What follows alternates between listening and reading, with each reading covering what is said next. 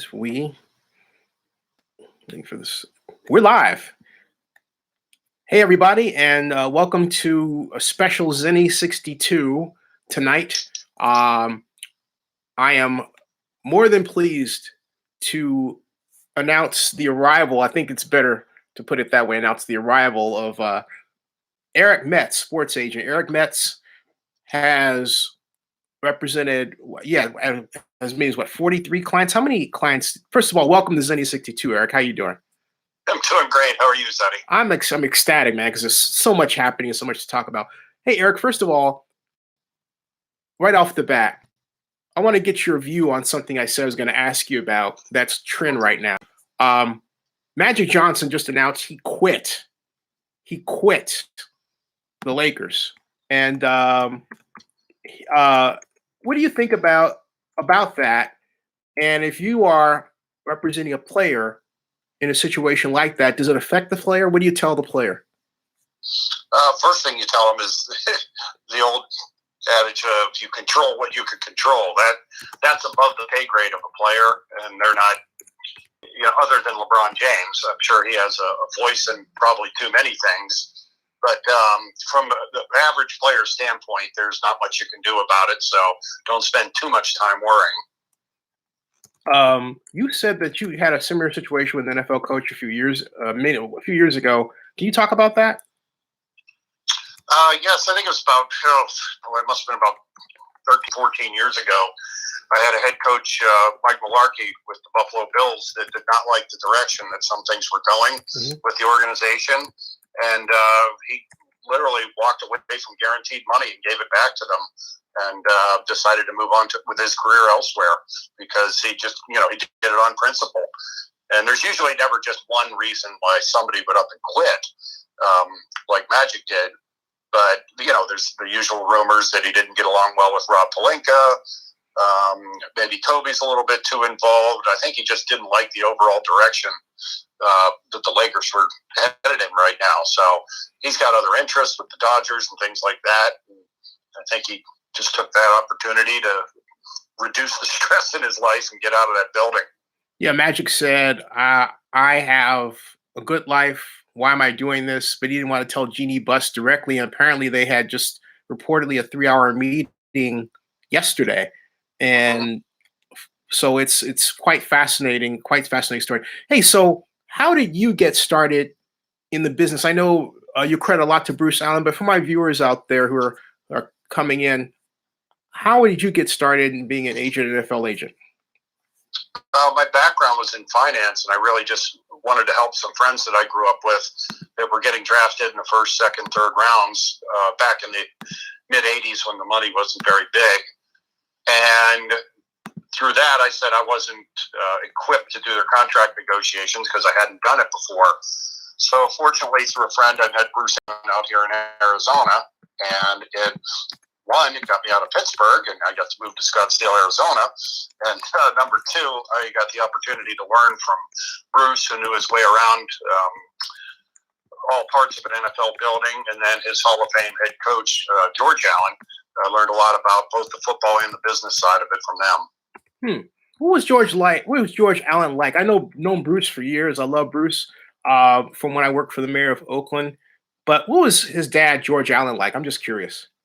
He was a wonderful person who loved his family and loved football. Sometimes it confused you as to which one he loved more.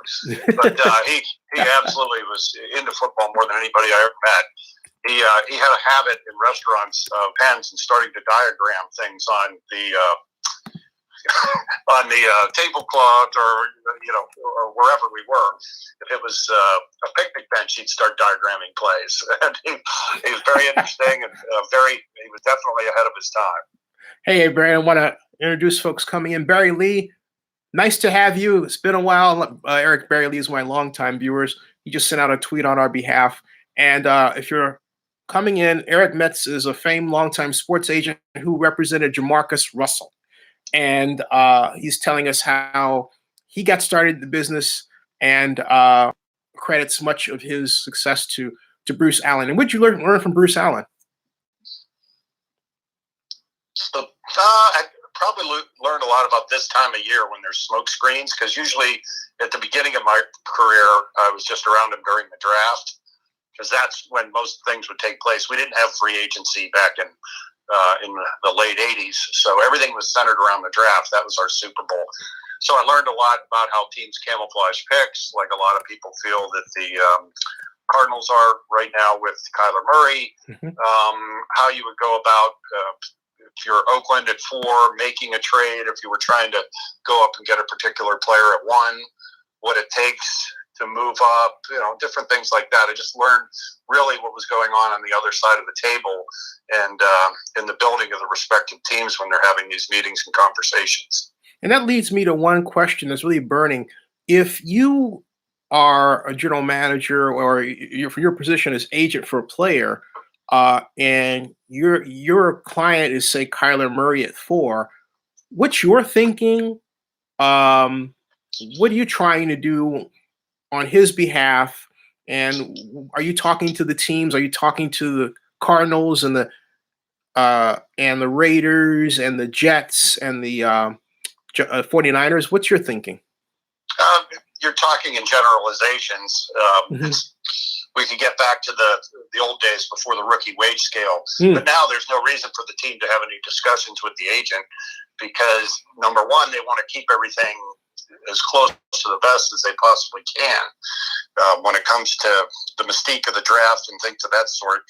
And a lot of times, if it's John Gruden and Mike Mayock and Mark Bedane and Tom Delaney getting together with Mark Davis, they're not going to let it leave that room with them. And I guess it was Andy Reid that said he didn't even tell his own family who they were going to pick. Everybody was very secretive this time of year.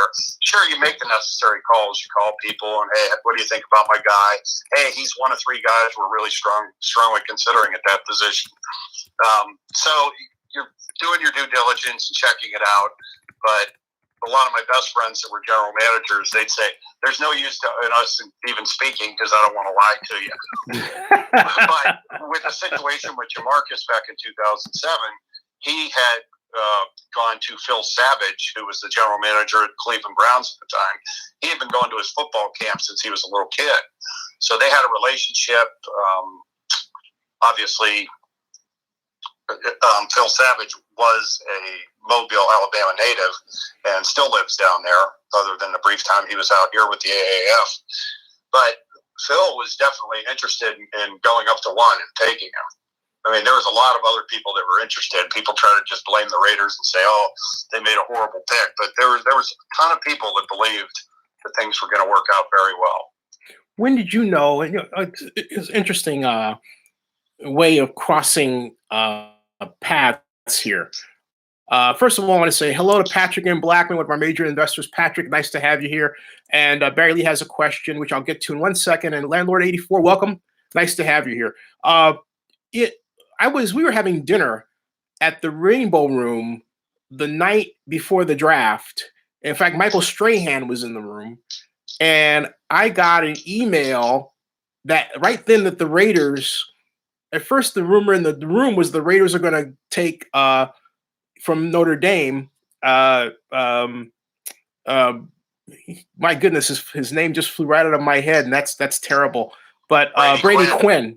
How did that happen? Hello, but Brady Quinn, and then I got another one. I was sitting next to my friend Bill Chakas. We were covering the draft together, and no, it was Jamarcus Russell. I mean, what was happening then?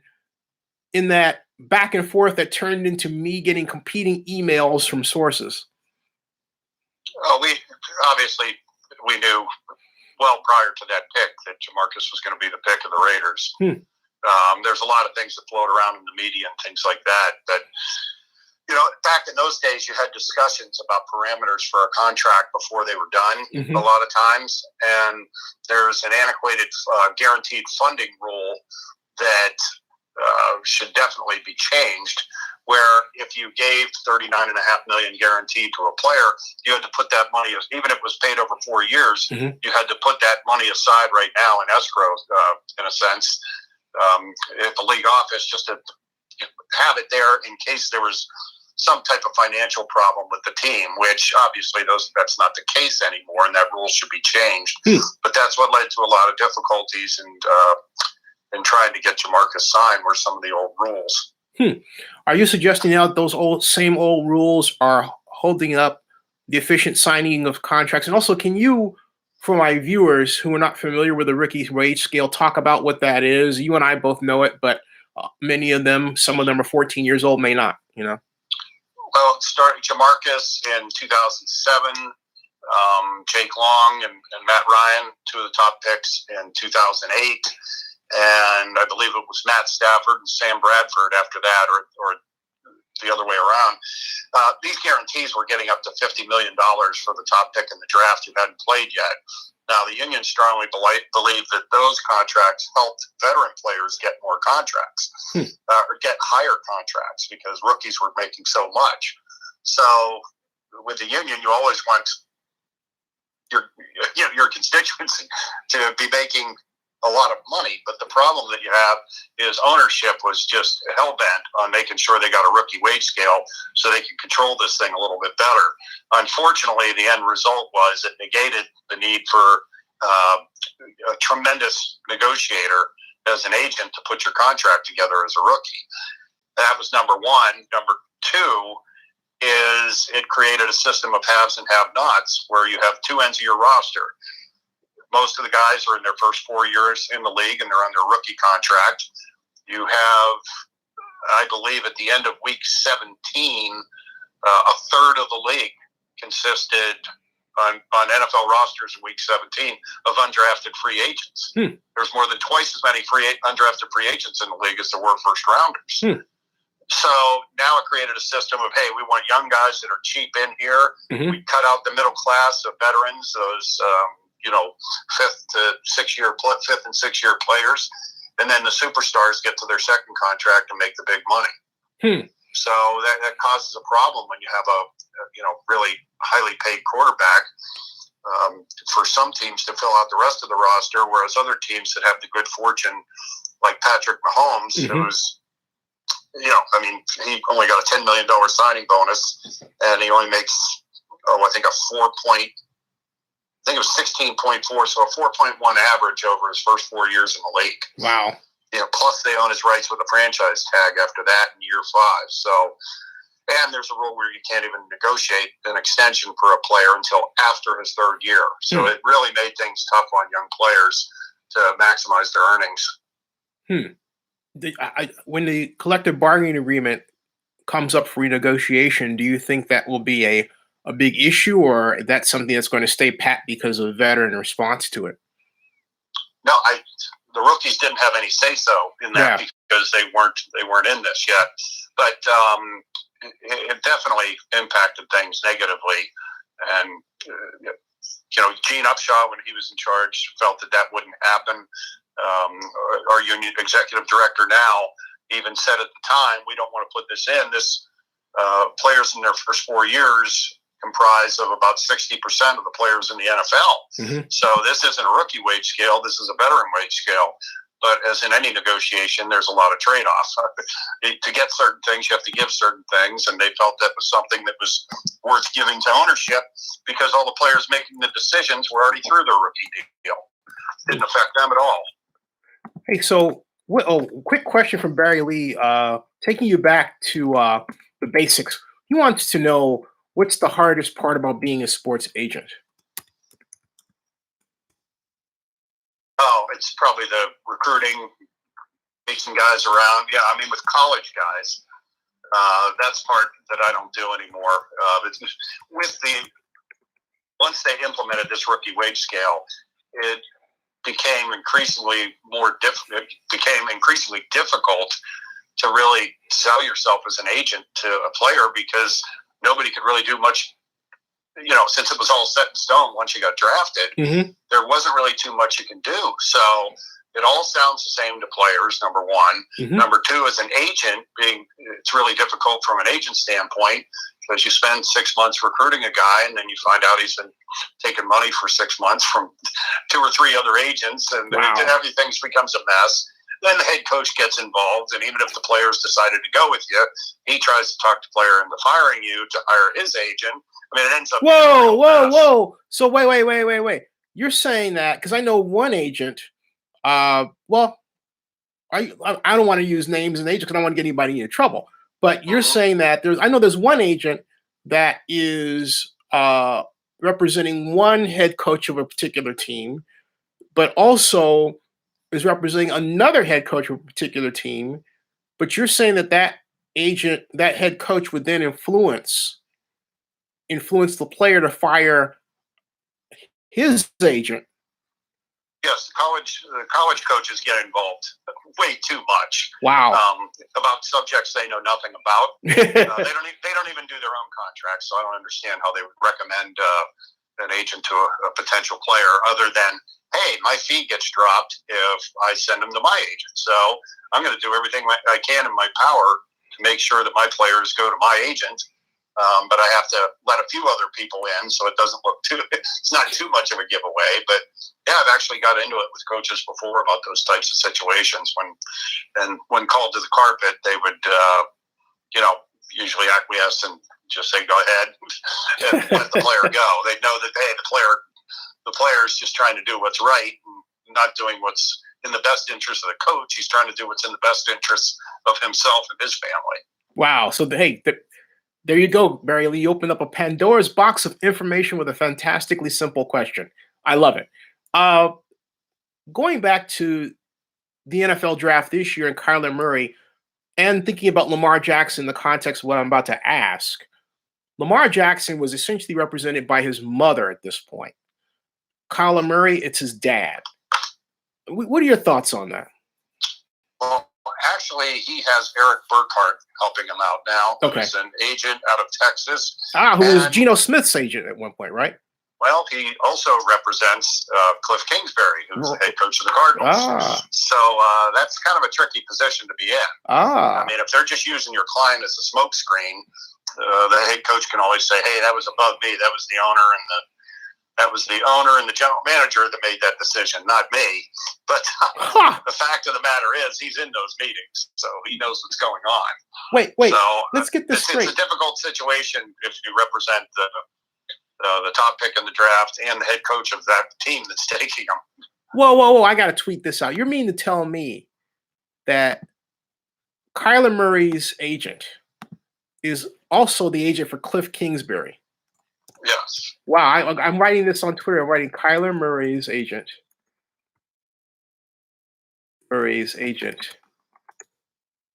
He had Johnny Manziel. He had Cliff Kingsbury.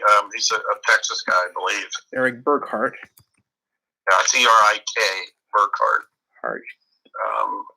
Yeah, I remember meeting him at the draft when he had Johnny Manziel, and I had Greg Robinson. So we're all stuck in the green room together. So I had a chance to meet him and felt bad for Johnny when he was dropping like crazy in the draft. So had a chance to spend a little time with him since they had many, many hours in that room. What was it like in the green room? What's it like in the green room? You've been there a bunch of times. What's it like for you to sit with your client when they're dropping, Haven't had that opportunity yet, so thank God. But watching some other guys do it, I noticed that at my table, we were on the phone with teams. Mm-hmm. Myself and the people who worked with me, we're on the phone calling teams, and have pretty good inroads to draft rooms and things like that. Where another agent, the player right next to us, was falling in the draft, and his agent was just sitting there, and the phone wasn't ringing. I mean, he actually got to the point where his player was falling. He got up and left. You're kidding. And, yeah, he got up and left, and then he came back around when the player got drafted. So he left the player sitting there, just kind of like, well, heck with you. I mean, just walked off? Yeah, well, he was being embarrassed because we're sitting there on the phone with teams, and his player's looking at him going, "Why aren't you doing something?" Not that there's a tremendous amount that you can do, but hey, at least try. Wow. How do you manage? How is that you manage wrong with Eric Burkhart, famed and great sports agent? First of all, I have to take a moment to thank ESPN's Chris Mortensen for introducing us, because Chris and I don't think I got a chance to tell you this story, but real briefly, Chris and I were talking about we were trading Raiders financial information, and because there's things that he knew, and there's things that I knew, and now there are things that we both know. And then Eric comes up. We had this great three-way conversation. That's how we became friends. Thanks, Chris. We went all the way back to the mid-late 80s talking about some of those drafts. It's a lot of fun. Also, Barry Lee is curious. He says, what do you think about the AAF folding before even finishing the season? I think who was ever in charge of the financing really let a lot of people down, because the belief was that this thing was, and they were probably betrayed by some of their investors. But the key of funding the key of any spring league or any league other than the NFL succeeding is having it properly funded. And that's something that the XFL will do, because they have the financial wherewithal to make a good 3-year run at it. And I know a lot of people in the league office there that are former NFL people that are doing a very good job. So I think it's good that they didn't try to jumpstart it as quick as the AAF did. So I think having an extra year to prepare will really help. Vince McMahon and their whole crew in the XFL. And Barry Lee adds, he says he knows for a fact that the AAF owes one school district in San Antonio $36,000 for using their stadium for training camp. So there's a figures. unpaid bill right there. Hey, so I got to get back to this whole matter of Eric Burkhart representing both Kyler Murray and Cliff Kingsbury. Does that mean that Murray is a lock to go to the Cardinals? It has absolutely nothing to do with it. Everybody's going to do what's in the best interest of the franchise. The agent doesn't make the decision. The head coach doesn't make the decision. He's a first-year head coach in the NFL. He's part of a team. There's himself, there's his general manager, Steve Keim, and his owner, Michael Bidwell, and there's going to be a collective decision as to who they should pick. So the agent doesn't have any say-so in that whatsoever. We take this another way and now turn to, in the interest of our time and where we're at right now, Jamarcus Russell. How did you come to represent Jamarcus Russell? How did you meet the man?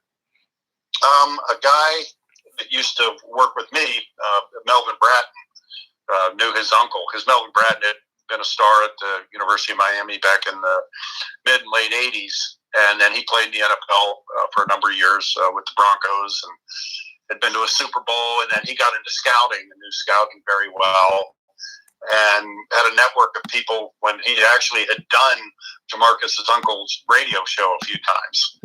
So by the time we called him, he even said, "Hey, I wondered when you were gonna call Mel." So Mel had the relationship there, and then from what I was told, everybody was coming in there offering the world, and we just came in and shot straight with them, and we were fortunate that his uncle and his mother liked us, and he didn't get very involved with the process until after the Sugar Bowl. And then he had a tremendous game and really shot up the draft charts right after he outplayed Brady Quinn in that Sugar Bowl, and things turned around for him very quickly. What's your best Jamarcus Russell memory?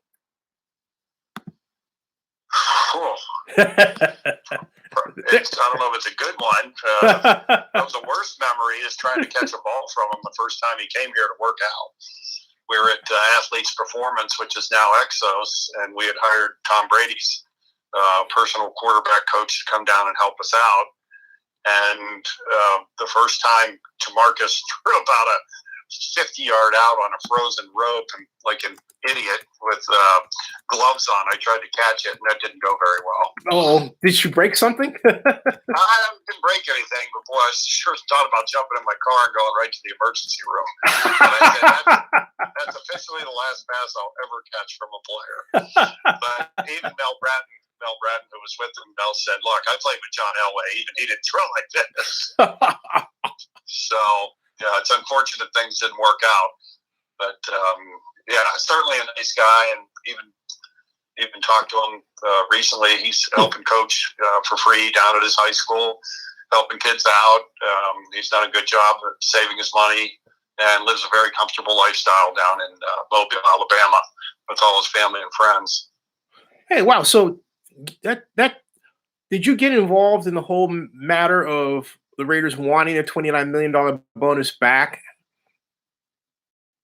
Which yeah, obviously we're in the middle. Yeah, we were in the middle of it. Yeah, I know it's a dumb question, but there is it's collectively bargained. It's that was the whole reason for a full skill cap and injury guarantee, which is what the number one pick deserves at that spot under the old rules. So no, there was no problem with any of that. That all worked out. And what do you think went wrong from the point of view of Jamarcus? What does he say went wrong? Because we hear about everybody else talking about what happened, but what has Jamarcus said to you? You're the closest. You essentially represent him. So what happened? Well, he never complained. It just didn't work. A lot of people said there was work ethic issues. He was not the first guy in the building nor the last guy to leave. But I'm not there on a daily basis. I would hear a lot of things secondhand, but I don't think the organization was in tremendous shape right at that point. You can say it's coaching, you can say it's the player, but the one person that I knew that I asked, and I remember the day that Al was releasing him, he said, you can't coach want to. You either want to do this or you're not. And we just feel that you don't have that want to. And I remember Al saying, he said, I'm just, if I was younger, I could do this, but I'm too old to bring you along like this. I've got to make some decisions here. But yeah, it seemed to, and when we walked out, I said, yeah, that kind of boils it all down pretty quickly. And, he had weight issues he worked on, got himself in shape, but unfortunately it was a little too late at that point because bad word spreads about guys really quick. Sometimes it is the player, and sometimes it's a coach justifying, his position as to how he could get such a talented person and it not work out. But he's not the first, and he's not the last top pick where it won't work out for the long haul. I thought that he was a better pick for the Raiders than Brady Quinn myself.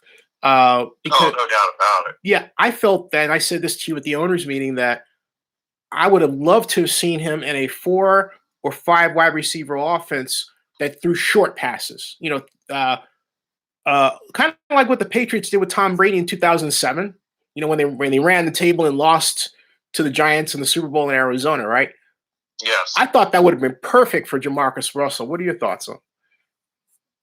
I think if he was in an organization like the Patriots, that would make a great deal of difference. People used to bring that up 10 years ago, and I said, hey, if you took Tom Brady and put him in for the Oakland Raiders in 2007, I'm not quite sure he would have actually become Tom Brady. By the same token, the year before Tom Brady started, they had Drew Bledsoe, who was first $100 million quarterback, and they were 5-11. So it's so tough to pinpoint one thing in a team game like football as opposed to basketball or baseball or some of the other sports.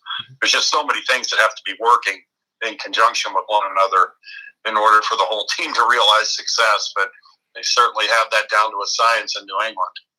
Hey, so in fact, you said it. Why is it that New England, and what is that science? What is it that they have that other teams don't have and just don't seem to do it? I thought it was a copycat league. So how come people aren't copying the Patriots?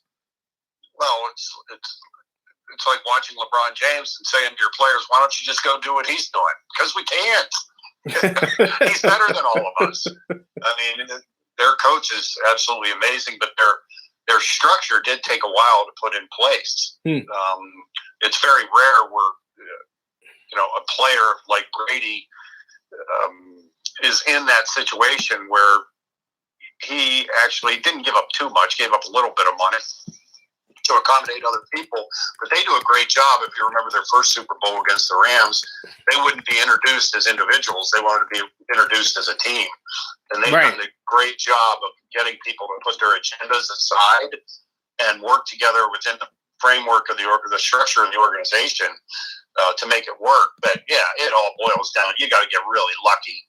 You get a guy in the 6th round that ends up being the best of all time. I mean, luck definitely plays its part. But they do a tremendous job. And the old threat used to be like when they traded Richard Seymour, I had a player with the Patriots and says, "Man, he did it." I said, "What was that?" He said, "Yeah, he threatens us every day." He goes, "You do that, I'll trade you to Oakland." Something goes wrong. So that's the way it was 8 or 10 years ago. And hopefully, John. It looks like John and Mike Mayock, Mark Bedane, Tom Delaney, and that whole crew, and Mark Davis, have them on the comeback trail. But some of those rumors are floating around this week that they could jump up to number one and get Murray. Yeah. Do you think? If these guys are putting up a smokescreen in Arizona, they've done a heck of a job of it. But yeah, because it's really strange what's going on around here with Josh Rosen showing up to the off-season workouts, and it's got to be an uncomfortable situation unless they're all in on the joke. Hey, let me ask you. Hey, here's how we're going to help you. We're going to get other players, offensive linemen around you, another player over here, but you got to play this game with us because he's not interviewing with anyone. Do you have a sense, because you live down there, of what kind of offense Kingsbury's going to install? I thought it was the air raid. I asked him at the NFL annual meeting if he was going to use the vertical set blocking that other people who employed the kind of offense he employs. He said no. And get this, Eric, even though he said no, because I'm a junkie for this stuff, I happen to be looking at what he did at Texas Tech, and they actually do use a kind of a vertical set. The linemen don't go down a three-point stance. They stand up, but not as high as, say, Mike Leach's. But what he said to me at the NFL annual meeting is, "Oh, that's Mike Leach's thing." So I'm thinking, is this guy just throwing smoke screen after smoke screen to give nobody a hint as to what he's really going to do? What's your sense of it? Yeah, you're not. There's no reason to show your cards in this thing. Yeah, that's true. You want You're to right. People prepare because the first game out there, they're going to try to take up what they've seen in preseason film and things of that sort. So there's a lot of things I'm sure he's going to do that they won't spring on anyone until they get to the regular season this fall. You had said also, and I'm curious, that to expect for Raider fans to expect a surprise pick at number 4. What? Let us in on it. The guy a lot of people love, and I'm certainly one of them, but I don't have a choice in this draft. But it would not surprise me at all if they took the defensive end from Mississippi State. Montez. Montez, I mean, he is the total package. Now, they would have a lot of that comes down to the medical, because I know they had a red flag at first over a, quote, heart condition, but obviously it was okay because they let him do a complete workout. So that might have been just a red flag or false alarm or somebody trying to knock him down in the draft a little bit. But either way, San Francisco coached him during the week, but Oakland was there seeing everything that he did, and there at each practice as well. And coaches talk a lot. So they have a feeling for what kind of person he is. He ran a 4.41, which is the best ever for a defensive lineman. That's crazy. His arms, he's got 36-inch arms.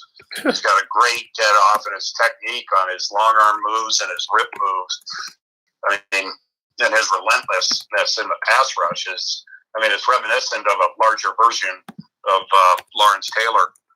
He's just a very impressive guy, and I wouldn't be shocked at all if he ended up being the 4th pick. Wow. He could be every bit as good, if not better, than Bosa or Josh Allen. He's that talented. He's a once-in-a-lifetime talent, and he shows it on film that he just loves football and comes across as a very nice person and just works his tail off. I think he'd be perfect up there. Hey, what do you think will happen? So you basically, if you had the crystal ball this, there are some people who are saying that Kyler Murray will go to the Patriots. I'm saying the Patriots aren't picking that high. Then that calls for a trade. What are you hearing out there? Yeah, if they give us Tom Brady, they can have the first pick. Sure. Even for just 1 year. No, I think that the hottest one is the Raiders trading up from 4 to get Murray, and then they'd have to, depending whether it's picks or a surplus of players they have at any position, we certainly need offensive line down here. But it's best to get rookie players because of the rookie wage scale that it is to trade for veteran players. So draft picks are like gold, especially this time of year. Hey, I got to ask you too. I have a number of people who've been draft nicks, like my friend John Murphy, who then went on to become general managers of football teams. Have you thought about going that route, saying, I'll be a general manager, or have you been offered that in the past or the future, or what are your thoughts on that? Agents going in that area. I'm not a huge fan of that. I mean, would I love to do it? Of course I would. That'd be fun. But there's a lot of other things that go into it every day. It's not just, it's not like these mock drafts and things of that sort. There's just crippling amounts of work that go into the course of a day as a general manager that other people in the building just don't get a feel for. And you see it age guys faster than, being a president of the United States. Oh, so that explains why I noticed at the meeting, it looked like Mike Mayock had already aged a half a year. I'm not kidding you. Oh, he's working his tail off. And also he doesn't have all the makeup on from TV like he did at NFL Network, but he's a grinder. I mean, he's one of those John Gruden types that gets 3 hours of sleep and then gets right back after it because he's a football junkie, which is why they should probably have success there. Because John can focus on the coaching, leave a lot of the personnel work for the young guys to Mike. I know one thing Pittsburgh was upset about was that they had to deal with Mike instead of John because they thought they could get a higher pick. And John, they were hoping John would get so excited about the player he might overpay them a little bit. But Mike kept the brakes on there and did a really good job for the Raiders in pulling that off. Hey, on the matter of Antonio Brown, you sort of slid in that direction with that last sentence. What are your thoughts on Antonio Brown going off on Twitter toward Juju Smith-Schuster? Is that something that you as an agent would be concerned about, or the Raiders would be concerned about? A lot of fans are. What's your thought? I wouldn't have any luck representing a person that goes off like that. Like Antonio Brown, he just kind of comes across as a guy that might be in need of some counseling or some medication or something. It just kind of seems like a different guy because they were buddies in Pittsburgh, but I think he just got really jealous once Juju was voted the MVP. And Antonio he didn't have any problem laughing after a game they lost.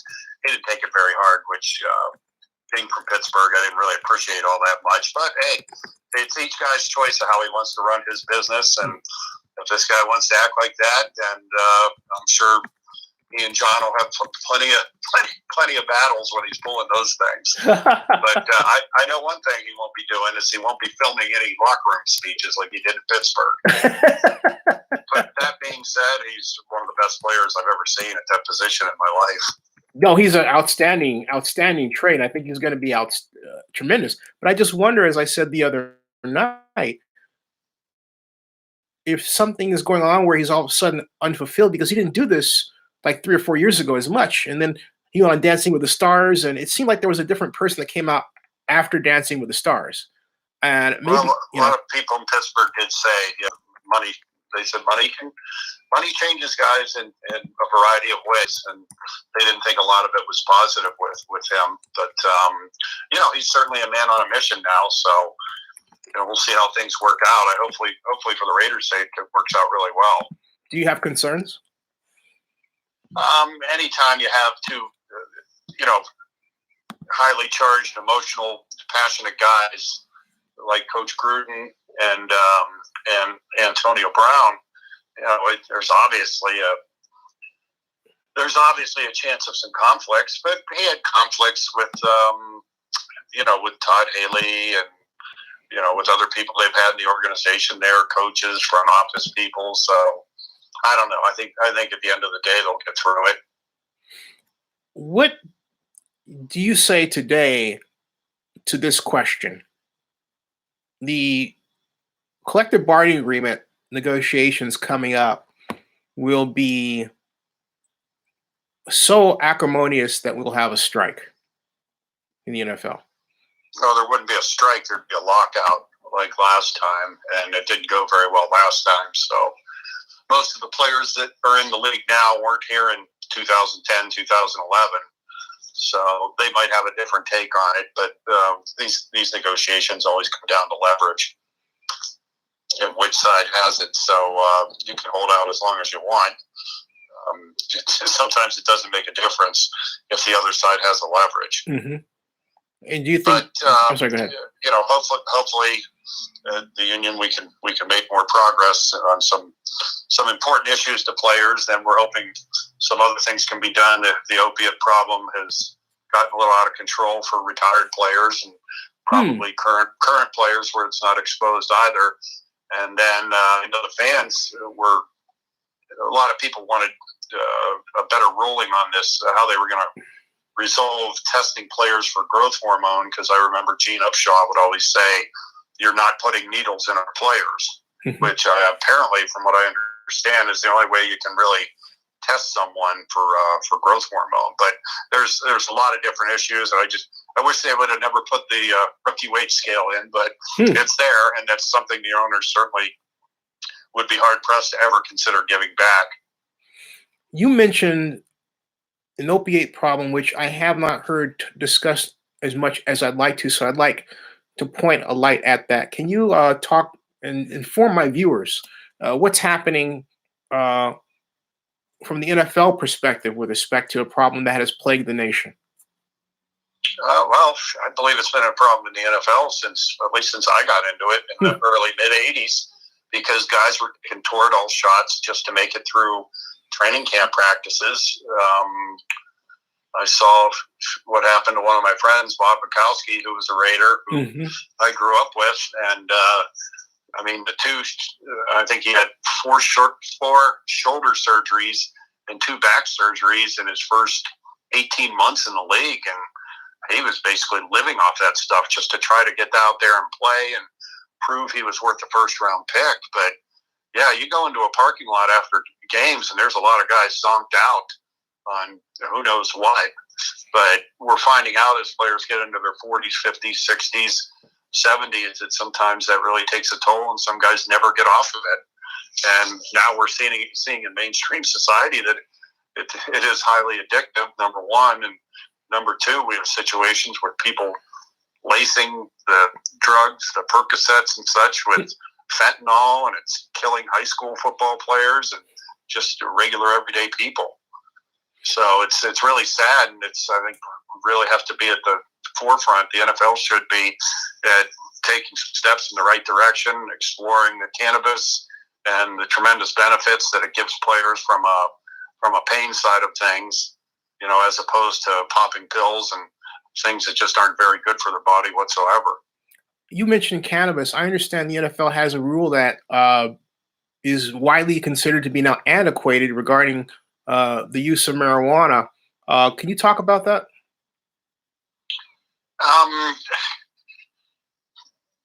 The NFL always talked about never having gambling either, and not wanting any association with gambling, even though we've put out injury reports every day, and they have to be correct, and point spreads seem to be very close every week. But there was a revenue stream that they got a hold of there, and that worked out for them in gambling. And then I think with a situation with cannabis, you're going to have probably a lot of people fighting for their business, but I wouldn't be surprised if they found a way to do it, for lack of a better term, in-house, or with a company that they had exclusive ownership of, so they could control it a little bit more, and number two, make a ton of money from it. They don't need any outside people making money from their product. And you mentioned gambling too. I asked Jerry Jones this question when I was at the Raiders sponsor party for CES 2019. I asked him if he had factored in gambling to the future value calculations of the Cowboys. I'm paraphrasing. The answer is yeah. And so basically he said to me, he agreed with my statement that the Cowboys would be worth $10 billion once this whole thing gets going. But what about from the player's standpoint? Why isn't anyone saying, hey, look, we want our cut of this right now? We want to negotiate this right now. Like we said, it comes down to leverage. The owners are only willing to give up so much, and the only thing the players can really do is withhold services. And if they think it's really hard to unite 1,900 guys, and I know a lot of people that even back in '87 really regretted the rest of their lives crossing the picket line because they didn't really understand what was at stake. And similarly, some guys regret taking checks from NFL properties back in 1992 to help break the union and any potential problems that were happening there as well. But it's going to be interesting to see how it goes. But when they first got that, everybody said, and actually it was Al Davis, I remember, said to Bruce Allen, he said, wait till you see what's going to happen. Everybody's going to build new stadiums. He said, wait, a lot of these stadiums are pretty new already. And he said, I'm just telling you, this is what's going to happen in the 90s. I said, how would they do it? And he said they would get the taxpayers to fund it. I said, that's insane. Nobody's going to give billionaires money. Taxpayers aren't going to give billionaires money to build stadiums. Well, one of the many things I was dead wrong on. There's a lot of guessing that goes on, but I'm probably wrong a lot more than I'm right. So, but that was the lifeblood of stadium financing right there. I mean, and that was a prophetic forecast. Wouldn't you say? Oh, Al was way ahead of everybody in this business. You know, a lot of people were very jealous because he was the first person that had been a head football coach and been in football his whole life. He understood an organization from top to bottom, from ownership of the franchise to the coaches, all the way down. The way that other owners can't relate to this sport, the way that Al Davis did. But he's definitely missed, but he was definitely ahead of the curve when it came to things such as that. Hey, I got to ask you on that note, because I was thinking of another person who I thought, in his way, came close to Al Davis, though not quite in terms of establishing his own team and brand, and that's the late Bill Walsh, although you could argue he did that with the 49ers. But having said that, how do you think Bill Walsh should be remembered? And I asked that because you would say, well, obviously his offense. But I asked the question, Eric, because people refer to the offense as the West Coast offense. I'm probably the only person in media that calls it the Bill Walsh offense. And so I feel like his contributions are forgotten. What are your thoughts? I think that happens in different eras. I mean, if you go to basketball, I mean, sure, Greg Popovich is great. Phil Jackson was a great coach, but I mean, how do you ever dismiss the accomplishments of someone like Red Auerbach? I mean, or an Al Davis or people such as that. It's Bill Walsh, other than being an owner, has done everything that you possibly could in pro football. But he didn't fight to change the fact that people felt that he was a genius, and they were probably right when it came to football. It's he truly one of the greatest coaches of all time. But a lot of people argue the other way and say, a lot of their success came in the pre-salary cap era. It's the same way they used to try to dismiss Jimmy Johnson and people like that, and where you could stack teams back then and you could keep players for their whole career. It was a little easier to build a franchise, get a successful one like the Steelers and the 49ers, and keep it going, because you didn't have the problems with losing players that you have under the current system.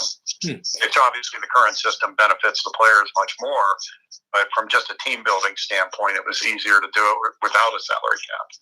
Hey, everyone, with sports agent Eric Metz and John Acala. How you doing? And welcome. Hey, by the way, if you have a question for Mr. Metz, put it over here in the comment area, and I will look at it and I will read it off. Hey, Eric, how much time do we have with you? Because I usually like to steal my guests for an hour if I can, and it looks like I've got you for almost that. But if I can go over that, would be great. If not, I understand. But how long can you stay with our growing party here? I'm good until 9 o'clock, 9:15. Okay, cool. And then I'm old now, so then I got to get to bed. Oh, geez. No, I'm fine. Hey, my family doesn't want to see me anyways. They're out in the other room, so they probably prefer having me in my office. I got to ask you as well. Is football, if you had to forecast football's future, is it rising, falling? And if so, why is it rising or falling, or neither of the above? Well, it's continuing to rise because you can see the money that's going into it. They currently have a $14 billion industry, and they're projecting that that could double within the next 7 or 8 years. Wow. So, I mean, CBS doesn't want to lose the broadcasting rights, because that leads right into 60 Minutes and other television shows that they have. And that was when Fox took the big gamble when they first got into the football business. And Fox came out and paid a ridiculous sum at the time for the TV rights in the NFL.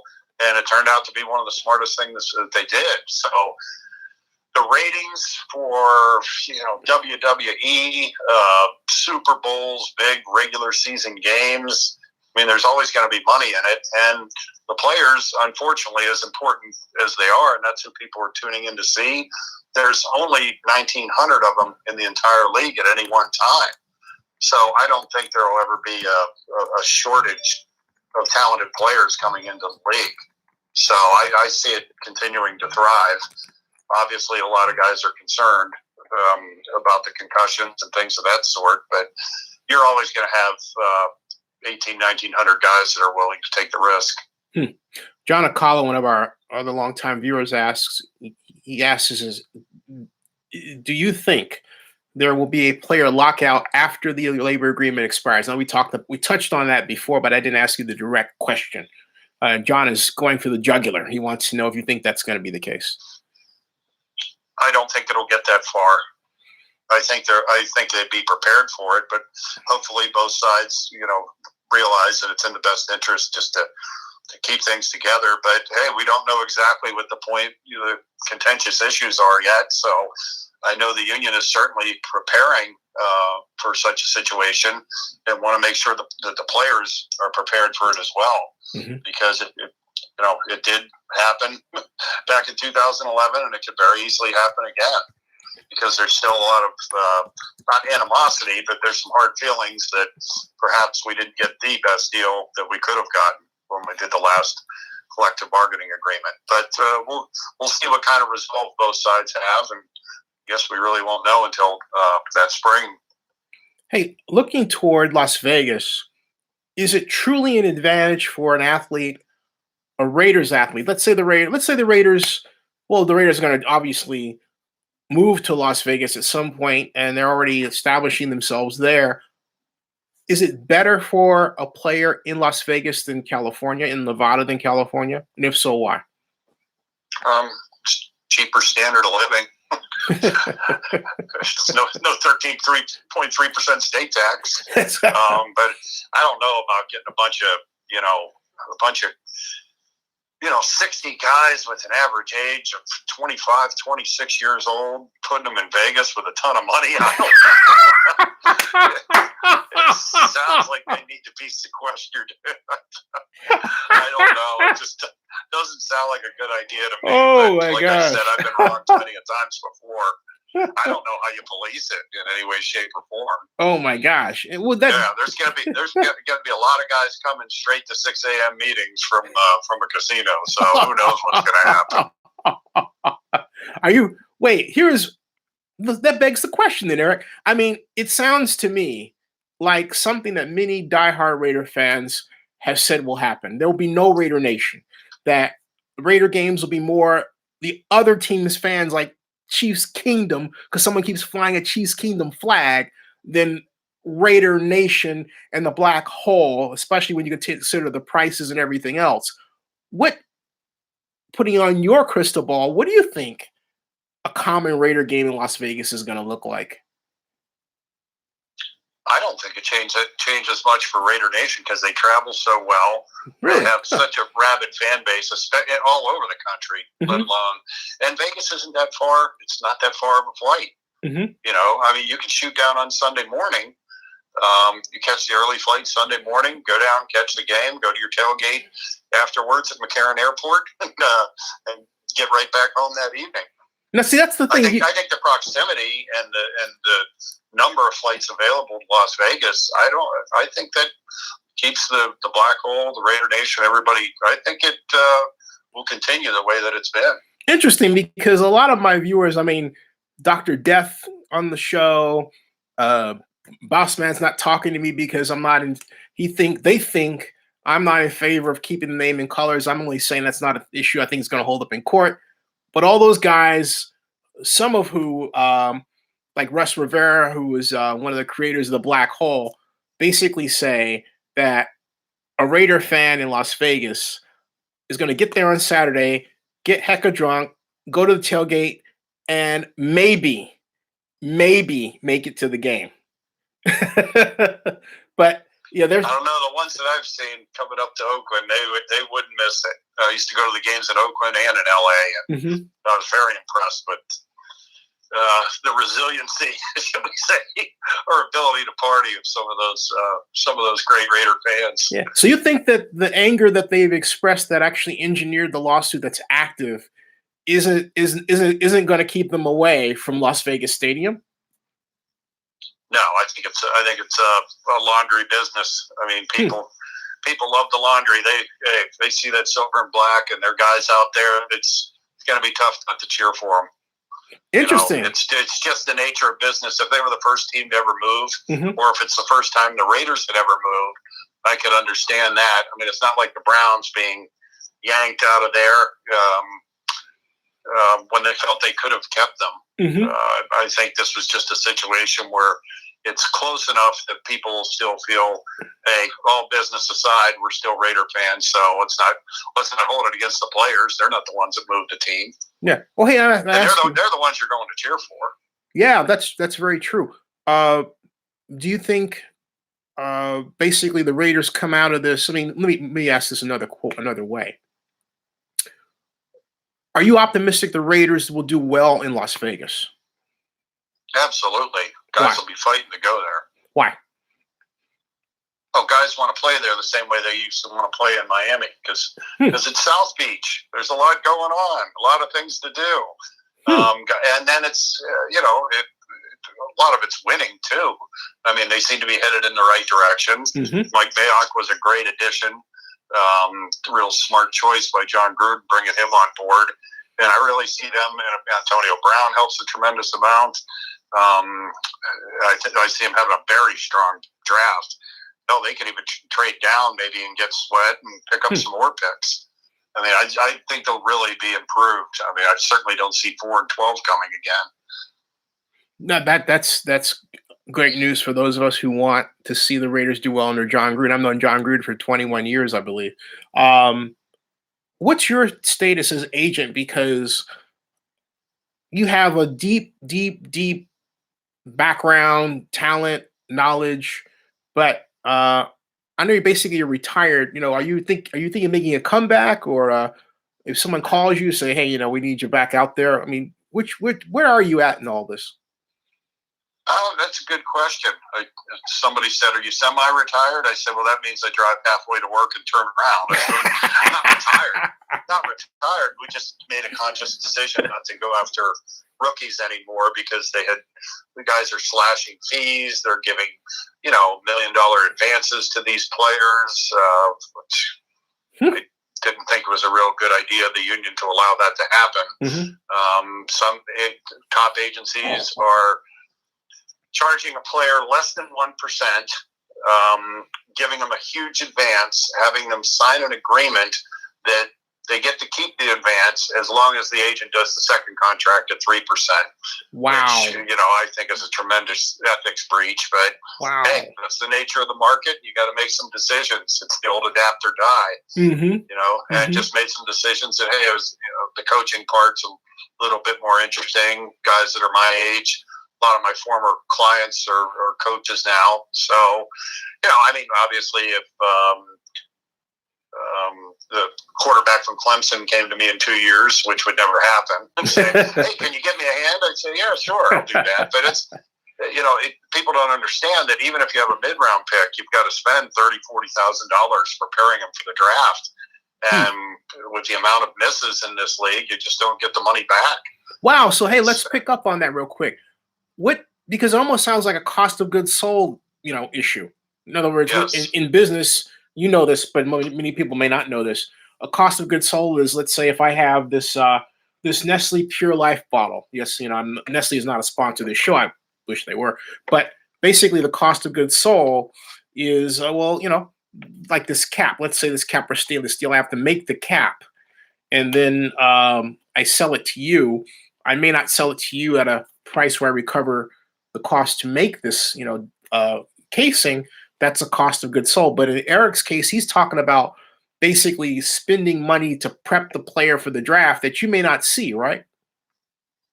Correct. If we used to sign 10 or 12 players a year in the draft, and it's the same price to prepare the first pick or second pick in the draft as it is the first or second pick in the sixth round.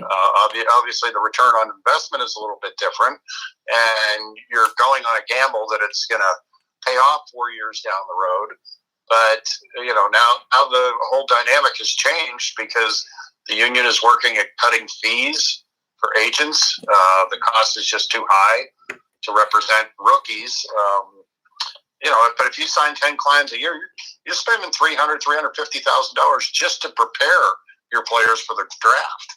So you have no idea if that money's coming back or not. So some people, it breaks them, and then the mega companies, they have the financial wherewithal to stick it out for a few years and make some mistakes once in a while because they have so much cash behind them. So it kind of becomes a system of haves and have-nots.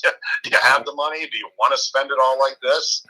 So you just got to make your own business decisions and move from there. Fortunately, I own some other businesses that didn't have to solely rely just on the player side of it. So, but it's a tough decision to get out of it because the draft and everything was it's very addicting and very enjoyable. Yeah, and now it's like more of a media play than it's ever been before. In fact, I just have to say this straight out. I have covered both the Night of Wonder and Stars Oscar party, which Eric and I have talked about off camera, and I covered that for the last, starting in 2009, and then it ended two years ago because Nora B. Waters, the man that produced it, got sick.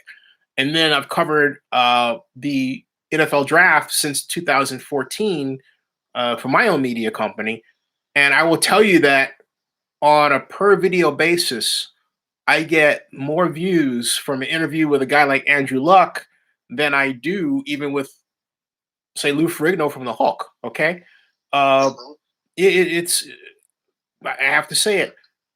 Athletes are the new Hollywood stars. I think the NFL having that red carpet idea, I thought that was a brilliant idea to do that. The entertainers all want to be athletes, and all the athletes want to be entertainers. So it works out pretty well. Hey, Joseph Manduras has this question. Hey, Joseph, how you doing? He says, do you think the Raiders will use number 4 pick to get additional picks or use 24 and 27 picks to move up? I think, Joseph, before you arrived, Eric had said that he thought that the Raiders were going to take Montez Sweat. But here's a great question. Let's say Sweat is off the table by then or something happens. Do you think the Raiders will use or do you think the Raiders have another idea and they might use the number 4 pick to get additional picks? What do you think?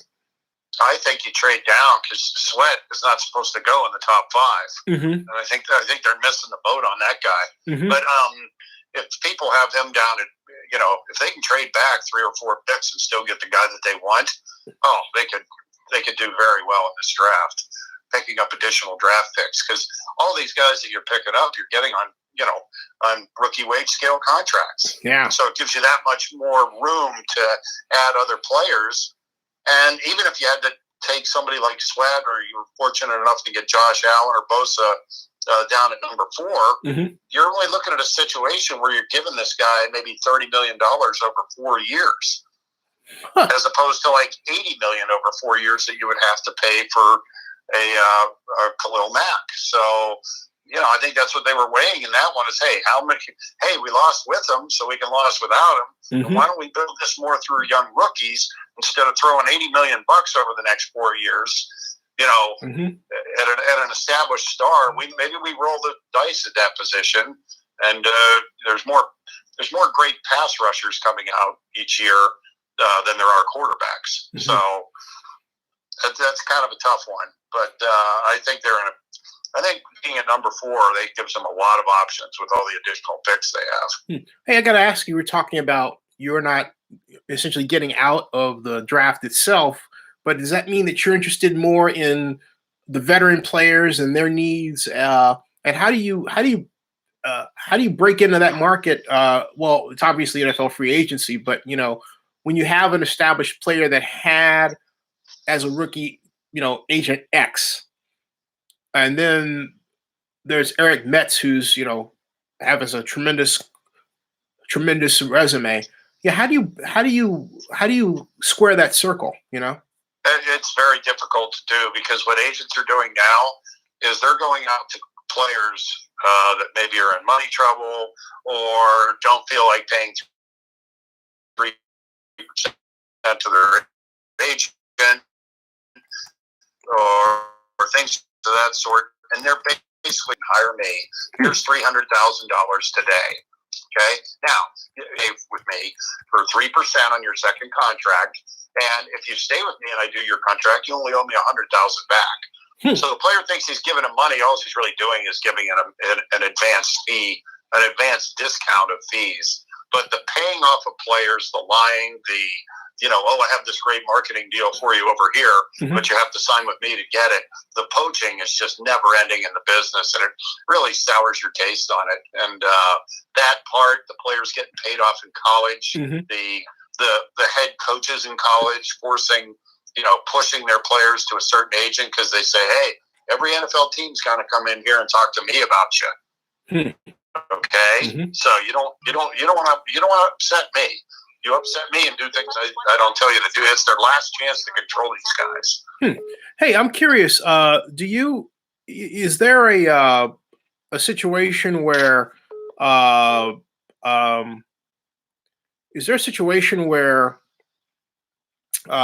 player, or let me turn that around an entirely other way. Is there a situation where you as an agent have said, hey, look, I have player X to media organization Y, maybe Fox or ESPN. Do they get involved? I'll just ask this straight out, okay? Because this goes to me. I'll just ask it. All right. It seemed like to me there were some people in the media business that had these relationships. I don't want to say payola, but it seemed like they always would turn around and mention clients. You turn around and say, hey, who's that player's agent? And the player's agent would always be a person X. And I mean, I'm not going to name a name. I can say who it wasn't because, for example, Lee Steinberg's a friend of mine. I could never say that applied to him.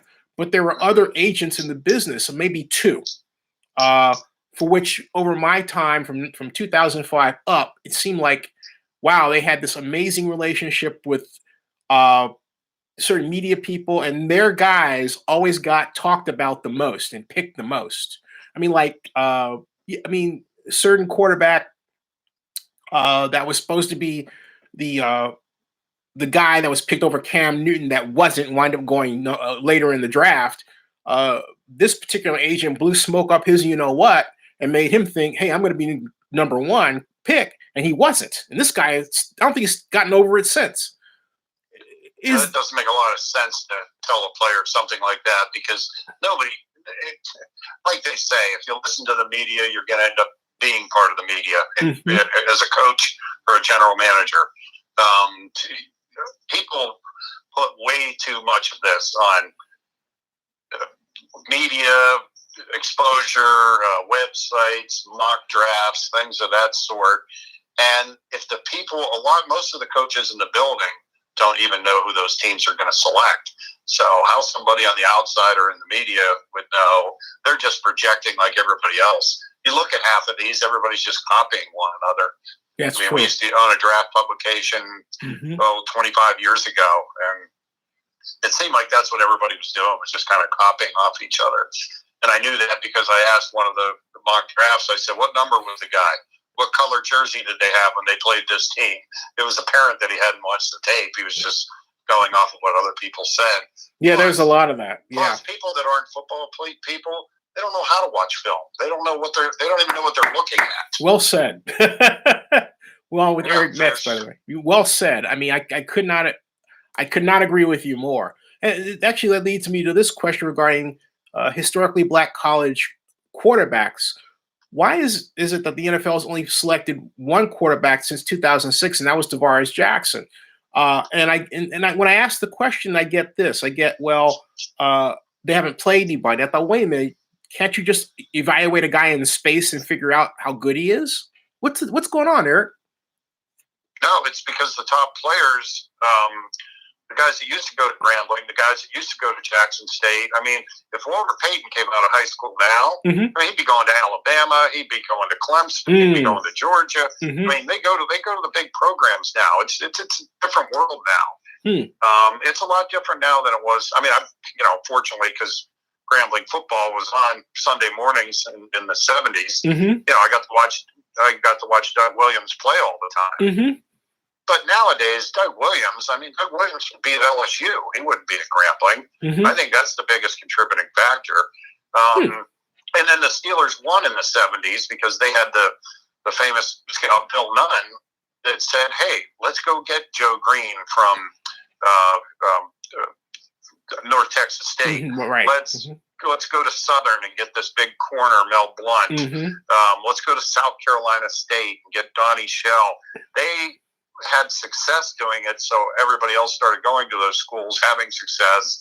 But then as time went on from the 70s and things had changed, those players just have, the big schools and recruiting has just got a lot better than it was in the old days. Well, and keep in mind, you're talking about only 4 or 5 quarterbacks really getting drafted that are worth a darn each year. That's true. So if you're only looking at 5 guys that you're considering, it's pretty easy to narrow it down. The question comes up because Amir Hall is a well-regarded quarterback out of Bowie State University, and I've been there. Oh yeah, and so he was invited to the NFL Regional Combine. He didn't make the combine, but this is a man who, if you see his tape, he'll remind you of Doug Williams. And I mean, I have watched as much football as I can on video. I haven't been to a game, but there are a number of people out there who started asking the question, but it was in the context of, for example, Amir Hall was at the NFLPA Bowl, and he was only allowed to throw one pass, basically, and he had one series, and that was it. Or Tyree Jackson from Buffalo, who I think is going to be an outstanding talent, was a last-minute addition at the Senior Bowl. They waited until the 4th quarter to put him in. What does this guy do? He leads 2 touchdown drives. And this is what's hilarious, Eric, about the first drive. Daniel Jeremiah on the NFL Network is basically saying, well, every time he talks about Tyree Jackson, he starts off with a negative. And then the coup de grace negative I thought was hilarious. He says, well, Tyree Jackson, and as Daniel Jeremiah is saying this, Tyree Jackson is what would Hank Stram of the Chiefs say, matriculating the team down the field. Basically, he's saying, he cannot throw a short, quick pass. He has a long windup. And I have this on my video on Zenny62 on YouTube. Just 8 seconds. 8 seconds after Daniel Jeremiah said that, what does Tyree Jackson do? He buggy whips a pass 8 yards for a touchdown. I cracked up. I was dying. It was hilarious. Well, and that was a big knock against Kerry Collins in that 1995 draft. He had this weird hitch and a windup and things like that. He ended up having success in the league and going to a Super Bowl. So you just don't know. It's hard to tell. I mean, I've had Grambling quarterbacks and small, historically black college players and quarterbacks before, and sometimes there's a reason that they don't get recruited by the Alabamas and Ohio States. And there's just with these 7-on-7 camps and all the competitiveness of the quarterbacks from the time that they're kids, that you really have. This works like a funnel. It starts off with a ton of players, that are considered players that have potential. And then it just whittles down to, a handful of them that people really like. And then everybody else you're just guessing on. Hey, why not take a flyer on Tom Brady in the 6th? They won a couple games at Michigan, and that's even from those places. But when I had Bruce Eugene, I think it was a year or so after Jamarcus, he he got into some camps. He just had an issue with weight, and never really, he was the right weight. He was just the wrong height. He was 6 foot, and he weighed a little too much. But he was a super talented guy, and a lot of people like Doug Williams and Shaq Harris, who was GM down in Jacksonville at the time, encouraged me to take him. And I told one of the coaches, I said, boy, these guys really selling me hard on this guy. They said, because they want you to hire coaches to prepare them so their guys don't have to do as much when they get them. So we waste my company, we waste 35 grand preparing the guy, hiring coaches. Wow. And, then they don't draft him, but the Saints brought him in as a free agent, and he bounced around a little bit. Now he's coaching back at Grambling as an assistant. Hey, so So go ahead. Yeah, you were gonna say something. I thought you were gonna. Okay. No, so that's there's a myriad of reasons, but I think it's really that it just comes down to a handful of guys each year. I mean, I can't even tell you the other guys. Remember that whole draft in 2007 with Jamarcus? It was about those two. This year, you're talking about 4 or 5 guys. I mean, you're taking guys like Brian, the Jones quarterback at Duke, and the other quarterback from Missouri, and you're pushing them a lot higher than they should really be going. Oh. And the guy from Ohio State is obviously very talented, but now you get into that 1-year wonder stuff again. Hey, the guy's really only done it for 10 or 12 games in college. Hey, so riddle me this before I ask. First, John Amendrez, I'm going to ask you a question in 4 seconds, but Eric, when Jamarcus Russell was in New York for the Chelsea Piers luncheon, were you there? I don't believe I was at that one. I was in New York, yes, but I wasn't going to the events. Okay. Other than the actual draft itself, and then you mentioned Michael Strahan. Michael Strahan and Jake Laser were taking us out to dinner down at Tao downtown afterwards. Oh wow! So that was about it. But these guys are young guys, so they're seeing New York City together. A lot of the players were all hanging out. I was trying to figure out. I was going to say, hey, maybe Eric's in the background of one of my videos, and then it could still be, because it's funny to talk to someone and then reach back in my mind. I've got all this NFL draft history, and I started just going back through my mental videos. And I thought, wait a minute, I was at Chelsea Pier, and Jamarcus Russell came in. He poured this drink, and he has this kind of smooth way of talking. And it never occurred to me at the time, to seek out his agent. And I was wondering, because I was still getting my feet wet with the technique. I was the only person using a YouTube channel. At any rate, I digress. Joseph Mamadouras, I said 4 seconds for your question. Here it is. Joseph asks, did Eric Metz have any thoughts on why Jamarcus Russell did not go through with his second comeback attempt if he didn't answer already? There's the question. Because everybody in the league had essentially moved on. I mean, I represented Ken Wisenhunt, and he was the head coach of the Cardinals. And I said, look, we don't have there's no real heir apparent yet to Kurt Warner. The thing wasn't working out very well with Matt Leinart. And I said, you couldn't even bring him in here for the minimum? And he said, I'd get laughed out of the league by other coaches, because coaches come out and say, hey, the reason we didn't succeed is because of the player. It had nothing to do with the coaching. Sometimes they're right, sometimes they're wrong. But that spreads around the Bridge Club like wildfire. And then you don't want to get criticized by your other guys for doing it. Because I've seen coaches pick on Cordell Stewart's quarterback coaches before, saying, oh, he's your guy. And I said, to the quarterback coach, and I said, hey, he got him to AFC championships. The guy went to a Pro Bowl. I mean, God, he wasn't that bad. But, with Jamarcus, I can't really explain it. I mean, sometimes you hit, sometimes you don't. It's a people business, right? I mean, you don't know what's going on. It's with folks. Hey, I know it's now 12:19. I'm gonna first of all, Eric, thank you so very much. Got to have you back. And I know we're planning something to do with the NFL draft. Zenny 62 Media, by the way, folks, has been credentialed for the 14th straight year. 14th straight year. The NFL draft. I missed it last year because helping mom.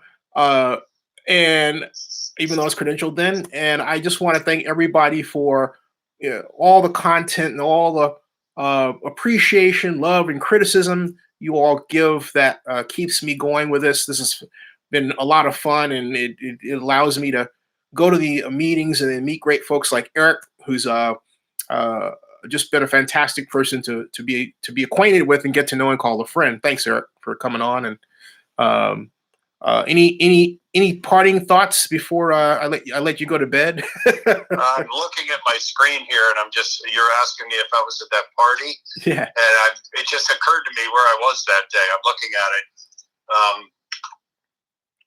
Jamarcus's uncle, who unfortunately had some heart issues at a young age and passed away. Oh no. We were walking around town that day, and a reporter from Mobile said, "Hey, the Red Sox and the Yankees are playing tonight." And he mentioned, "Hey, there's one thing I'd like to see before I pass away. It would be that Yankees and Red Sox game." I went back to the hotel, jumped through every hoop I possibly could. Nice. To get us tickets, and he made me stand right next. He said, "Stand right next to me on the subway and look at the floor." And we took the subway down there, and we ended up having a great time and really enjoying that game. That was one of the great memories from that, because unfortunately he passed away a year later. Oh, but wow. Jamarcus had a super family. Jamarcus is a real nice guy. Still stay in touch, and just a nice person. Sorry it didn't work out, but there are other things in life, I guess. But hey, you made him a millionaire, right? He made himself a millionaire. You know, he's a big, talented guy. Did a lot of things. Got drafted really high. I don't know. Maybe football. Maybe the quarterback position. Maybe it just wasn't the right situation at the right time. Mm-hmm. Maybe he needed to be a little bit older. Maybe he needed to be with a different organization. Maybe he wasn't hungry enough. Only he knows for sure, because he's the one that had to live it. So I'm sure he has his own thoughts on it as well. But, he really always just said it just didn't work out.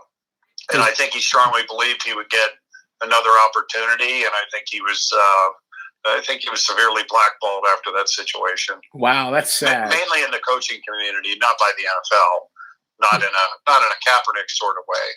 But hey, they give you that label that he's a coach killer. You don't want to take him, so no coach is going to go to bat for him because hey, this guy's supposed to succeed. What's wrong with you as a coach if he's not succeeding? So those are risky kind of guys. Wow, that's really more than unfortunate. Does Lane Kiffin, his coach, then does he deserve some blame? I don't know if it's blame. I just thought I don't think it was a good fit. Mm-hmm.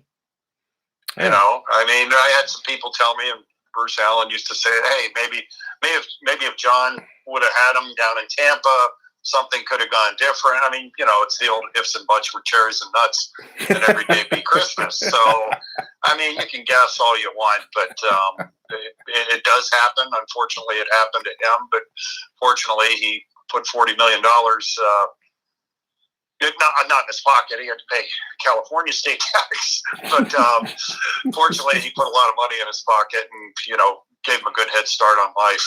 Oh, I got to ask you before I let you go. The Raiders, what do they like to negotiate against or with? However you choose to characterize it.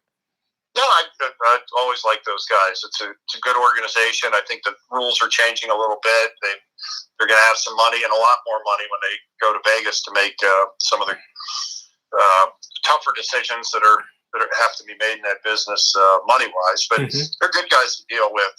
Mark Vidane's president now, but he and Tom Delaney were doing contracts then, and they were very good at it and very sharp guys. But they were, and Amy Trask was very good as well. But they were working under some difficult circumstances financially, and that made it hard to get some contracts done. It wasn't like anybody was doing anything wrong. It was just the system was different back then, and it was tougher to get those deals done. And unfortunately, it went into September 12th before that could have been resolved. The contract was resolved for Jamarcus, but that doesn't kill a guy. That doesn't explain 3 years of not having more success. And maybe under different circumstances, it could have worked out with a different organization, but he never got that second opportunity.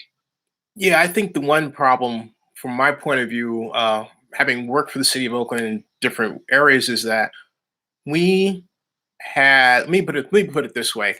When I was trying to bring the Super Bowl to Oakland, I had a meeting on the 25th of August, the year 2000, at 4:30 in the afternoon at the county administrator building, Alameda County, and it was about the Super Bowl bid. I had just returned from an NFL workshop, a Super Bowl workshop, and I just had to say this straight out. Dina McClain, who was then the executive director of the Joint Powers Authority and was still in that role. Actually, no, she'd given away to Bonnie by the time you were dealing with Jamarcus. But the whole point is that she said something that made me just about fall off my chair.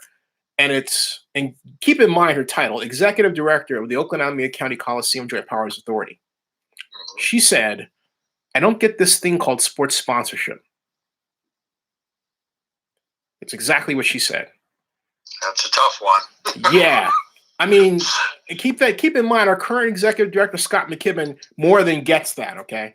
But it took us this long to get someone who really understood sports. And the elected officials certainly didn't. And so there was a lot of personal approach to how the Coliseum was operated. And I realize I'm saying this to an audience that I think is slightly better now, but nowhere near as good as it could have been had we enacted part of the legislation that said you'd have a 20-person board of private citizens. So I apologize that our not having our stuff together indirectly impacted your deal. To be frank, that's the best way to put it. You know? Well, then you're to blame. I like that a lot better. Yeah, basically. Yeah. Well, hey, here's the thing. I wasn't the mayor at that time. 2007, the mayor of Oakland was Ron Dellums. Okay. And he just Jerry Brown. No, it was Jerry Brown. Jerry Brown was on his way. Yeah, Jerry Brown had just finished his second term, and then was about to give way to Dellums at that point. So me, I was I just started doing. I'd always had my blogs and the reputation management, so I started just really doing that work in earnest. So but because at the time I was an informal advisor to a lot of elected officials, including a lot of people in the Coliseum. So if you want to take the blame, you can't blame me because they didn't listen to me. That's what I'm trying to say. Anyway, it was other factors that we discussed earlier, but at the end of things got done. They sure did. You gotta come on back, Eric. This is fun, man. Yeah, I'd love to. You're going to have a blast in Nashville in a couple of weeks. That'll be fun. Oh, looking forward to it. Definitely. Yeah, it's a lot better than New York City. I used to hate going in there for the draft. Oh my God. Oh, it was a mess, and then trying to find these guys when they were out all night together. Wait, had you lost them? Your clients had to be pretty difficult. Where'd you lose them to? What's that? Where did you lose them to? A club or something? I think a lot of them just wanted to get away from the pressure and go hang out for a little bit. And they'd all go to a club, and we'd hear the stories the next day. They were entertaining. Oh no! Met a lot of nice guys through it. Well, is there a story you can share? Oh, probably not. Probably not. It wouldn't make some people look very good. It strip the names away, right? Yeah, that's the one you got to save for the book. You know. Oh my God! And on this note, I think I better get you out clean. Yeah, thank you very much, Sonny. You're very welcome. You got it. We'll see you. All right, buddy. I'll talk to you soon. All right, man. I'm gonna do a closeout with my viewers, and I'll give you a ping in a little bit. All right, buddy. See ya. You guys, see ya. Thanks. Bye. Okay. So, folks, that was fun talk with Eric Metz. Joseph, sorry I didn't get in to your last question, but I had to. Narrow it down a bit there. But Eric, once the rookie wage scale came in, a lot of people who were active agents just sort of fell by the wayside. There was a question I was going to ask him about a meeting between agents and players, NFLPA players, but he wasn't involved in it at all. So that, but that was a great conversation. Let me tell you what's happening the rest of the week here at Zenny 62. Tomorrow at the same time, 11 o'clock in the East, 8 o'clock in the West is I'm having my friend, another friend, Steve Humphries on. And you say, Steve Humphries, who's that? Steve Humphries, if you follow football, was the founder of and president of the A11 Offense League.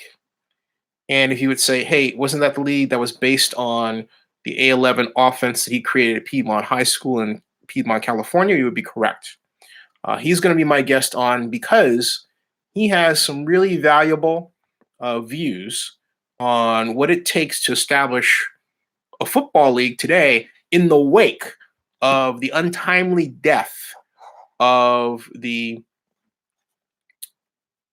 Alliance of American Football.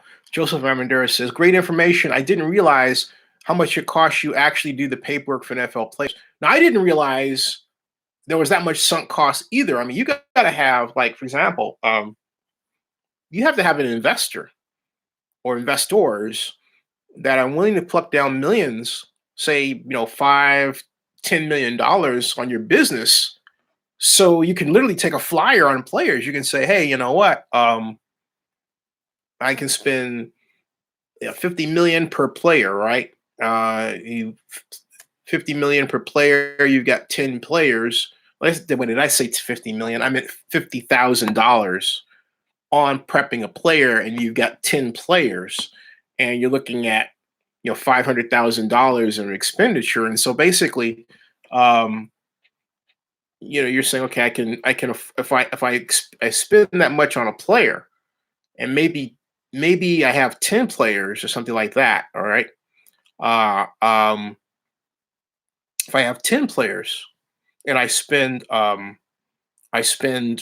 $500,000 development on them, and maybe two of them hit for 20 million a piece, or maybe you get a signing bonus of let's say Mahomes gets a signing bonus of $10 million, and you're supposed to get 3% of that $10 million signing bonus, right? And you're looking at that's $300,000 from that. Let's say you get another guy that gets that's $600,000. So basically, you've recovered $100,000 of the total money that you spent for all the other 10 players. Now, let's say that you have 10 players that all go in the first round of the draft. That's great. Then you have an upside, but you take a risk. Now, if I were in that kind of business, the business that he chose to be in, knowing that kind of mathematics, I would say, and having a media company, I would say, hey, look, I would love for you and you, they all have names, right? Make special programs about them, show them on your YouTube channel, on your blogs and everything, and then gain whatever coin you can get. Make deliberately viral videos with them involved. And so if one hits where you're getting 2 million views, you're looking at $4,000 from that. You have to split with the player, of course. But if you start making these different videos in these media platforms, you're not going to make all your money back. You're going to get some. And then, of course, if you tie that in with pre-endorsements, like once they're drafted, then you can work out other deals with respect to using their name to put out tweets and everything.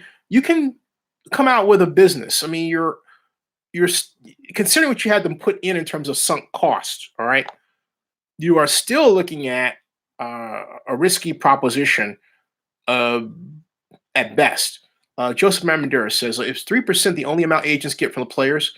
Yeah, it's 3% of that. In other words, what you're asking me, you're asking me, do they get any percentage of merchandise or anything? I'll ask Eric. But from my knowledge, that money that the agent gets is only from getting.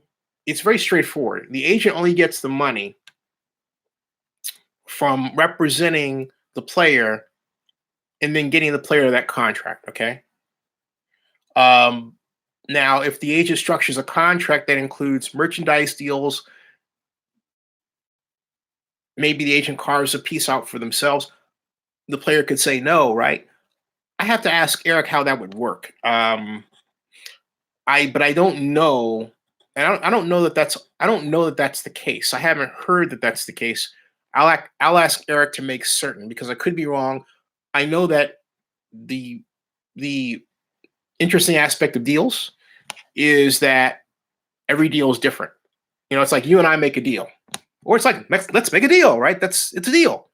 And a deal is an agreement between two or more people to have compensation of some type for a job done or an outcome, right? That's what you are structuring. And so from that perspective, it could take on any look, including and within NFL rules and within the NCAA rules, you have to be careful, okay? It can take on whatever look is allowed within the rules. Okay, so there you go. I'll ask Eric to make sure. That's a very good question. Now Thursday night, I'm really excited. Thursday night's an earlier time. Okay, so it's at 5 o'clock on the West Coast. All right, 5 o'clock on the West Coast. Note 5 o'clock on the West Coast, 8 o'clock on the East Coast. My friend, longtime friend, Super Bowl producer. Was NFL Senior Vice President of Special Events from 2005 to 2014. 2014, he went to start Fast Track Events. Frank Sapovitz. Frank Sapovitz has a long history. He wrote the book on event production and event management. He has presided over some of the most interesting developments in the history of the Super Bowl. Like, for example, remember the lights went off when the Ravens played the 49ers, the eventual Super Bowl champion Ravens, in the 2013 Super Bowl? And, well, that was that, all right? Joseph Ramirez says maybe that's why a lot of organizations within that structure have agent, business managers, and accountants all under one umbrella, so they can take an extra percentage out of the players. No, 3% is 3%. And I used to think it was like higher than that. I thought it was maybe 15% or 10%, right? When I first started. But no, it's 3%. So there's no dividing up like that.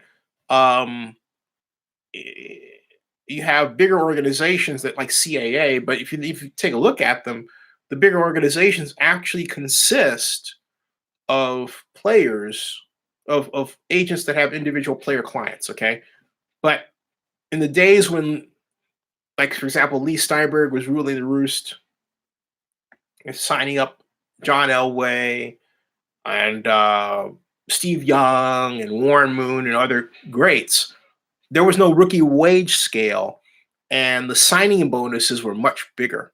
And therefore, even if it was 3% for the agent, that was a bigger chunk, because 3% of 60 million is a lot bigger than 3% of 10 million, right?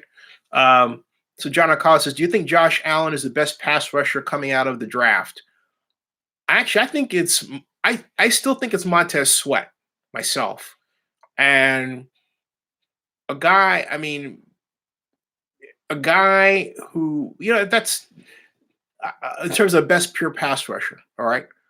And when I think of Montez Sweat, I think of a guy who has a high work ethic, a high motor, and that speed is going to serve him well toward the end of the game. But what I'm looking at is Montez Sweat under NFL nutrition, NFL workout conditions, NFL strength and conditioning coaches, right? Getting the best of food and the best of coaching possible with a person who has that kind of frame. I think that Montez Sweat is going to be an NFL Hall of Fame player for whatever team he goes for.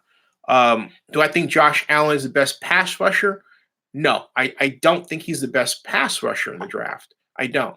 I think Sweat is a little better. I think Josh Allen is actually better against the run, though. Now, you didn't ask me that.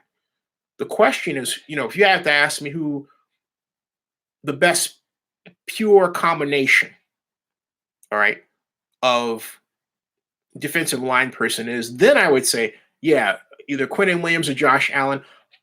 You would say, why not Nick Bosa? I would say because I'm still afraid of Nick Bosa coming off an ACL, all right? And he's had that twice.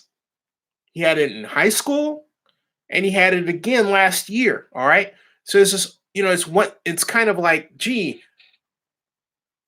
are we getting a fellow in the NFL who's going to be a China doll or a star? A China doll, Nick Bosa has been injured twice already. And so I'm writing a Nick Bosa injury, all right, injury history. All right. And this is Niners Nation said, is Nick Bosa's injury history a concern? Which, I mean, that was February 19th. They wrote this, and I'm not the only person to think about it. But it would certainly be a reason for me to think about looking elsewhere and just taking my lumps. Says here, Nick Bosa at the moment, he's perceived as the best overall player available in the draft. Remember, this is before Kyler Murray announced he was coming out. This was written on the 11th of February. It says this is before the NFL Combine and Pro Days can elevate other players or kill Bosa's stock. But as it stands, he's the man. He's also gaining steam as the guy for the 49ers, blah, blah, blah, blah, blah, blah, blah, blah, blah.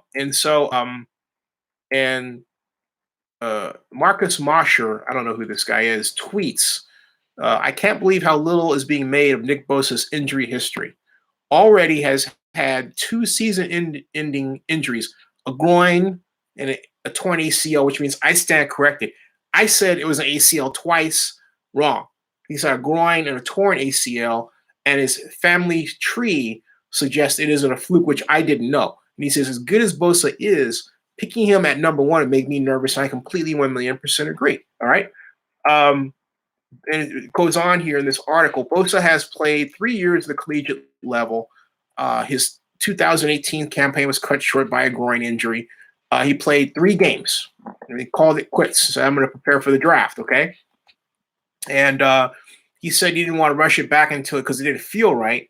And then the other injury he sustained was an ACL that ended his high school career. In all, Bosa was productive for 2 years at Ohio State with just 3 games in his 3rd and final season. And so for me, and I'm thinking this, and I've said this before, why is this guy considered the best with that history and only 2 seasons under his belt, not even last season? Okay. Admittedly, if you take a look at his stats leading up to when he decided to bow out, they were impressive. He was having a better year. He was on his way to having a better senior year than his junior year. But the simple fact of the matter is he had a groin injury. I'm not one to say, well, okay, he didn't get injured, so therefore blank. And the reason why I say is because when it's once injured, twice shy. Because those things, look at Mark Mariota and what he's going through. The Titans decided to bring in Ryan Tannehill as insurance because every time they turn around, hey, boom, this guy's getting hurt, right? So Amandura says, I really like Montez Sweat, but my gut instincts thinks Josh Allen would be better. Now, see, I think Josh Allen is a better all-around defensive line person, all right? Josh Allen is a better against the run than Montez Sweat, okay? But Montez Sweat as a pass rusher with that kind of speed, no, I want him as that guy. In fact, to me, he's better. Is there such a term as more better? He's better at the pass rush, so much so that I'm willing to work with him on any deficiencies I perceive he has in defending against the run. Okay. I think that can be handled with scheme. I think that can be handled with stance. I think that can be handled with coaching points. So I'm willing to take that leap, right? Now, I would like to see, okay, if I had my druthers, I think the combination that could really work out is how about taking Quentin Williams and Montez Sweat, defensive tackle and in, right? How about that? I mean, it's in fact the latest information. Um, on Williams coming out of OU, okay, is that someone's saying he's suffering a first round slide, but I don't see why he would slide. I don't necessarily want to read that right now, but this guy is one of the fastest. If you think about what I'm telling you, okay, uh, you have a defensive tackle in Quentin Williams who's noted as one of the fastest 300 pounders in the history of the NFL Combine, and you bring him and you're aligning him with Montez Sweat, who is the fastest defensive end in the history of the NFL Combine. You talk about speed and quickness against the pass. Oh my goodness. Well, folks, hey, look, it is 12:46, and Joseph says I hear Gruden is still touting Drew Lock, but I don't get that. I have a feeling that, and I think Eric Metz said it best. John Gruden doesn't badmouth any quarterback, and that's true. I haven't, in my mind, I've never heard him badmouth anybody. So it's really difficult to figure out where John is coming from. If you think about that with respect to Derek Carr or any quarterback, I remember he brought in Josh Johnson, and oh yeah, Josh is great. And I asked him if he's going to install a run package, and he basically admitted to that. And I thought that's what he's going to do. And next, Johnson's gone. So with John Gruden, you never quite know. Hey, folks, I'm going to check out of here, but I will be back tomorrow. Remember, however, Thursday, everything's moved up 3 hours. So it's 5 o'clock on Thursday for the Pacific, 8 o'clock in the East. All right. 5 o'clock, 8 o'clock. Tomorrow, same bat time, 8 o'clock in the West, 11 o'clock in the East. Okay. So we'll talk with Stephen Humphreys about what it takes to establish a pro football league today. He did it with the A11. He got an ESPN contract, did Stephen Humphreys. And then on Thursday, Frank Sapovitz is going to talk to us about not only producing the Super Bowl for the NFL, but also the NFL draft. He did that every single year.